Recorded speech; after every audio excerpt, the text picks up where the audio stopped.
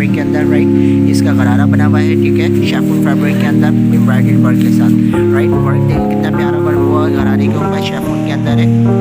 Complete stitch है गरारा, just आपको वेयर करना है। Work sequence and embroidered work है, फ्रंट बैक दोनों में काम है गरारे के। देन ये इसकी कुर्ती बनी हुई है, ठीक है, शिफॉन फैब्रिक के अंदर, बहुत ही स्टाइलिश यूनिक सी चीज़ है। पार्टी वेयर के हिसाब से भी आप वेयर कर सकते हैं, कैजुअल के हिसाब से, छोटे मोटे इवेंट के हिसाब से, हर पर्पज़ के हिसाब से बेस्ट ऑप्शन है ये आपके पास।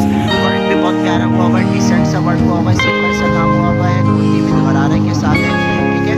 ये इसके बॉर्डर के ऊपर भी देखो टसल्स, कितने प्यारे टसल्स लगे हुए हैं। ये इसकी स्लिप्स है शिफॉन फैब्रिक के अंदर ही, ठीक है। और ये इसका दुपट्टा बना हुआ है, दुपट्टा भी जो है फैंसी दुपट्टा बना हुआ है, शिफॉन का टसल्स वगैरह लगे हुए दुपट्टे के अंदर भी, पूरा जाली स्टाइल चल रहा है, ठीक है।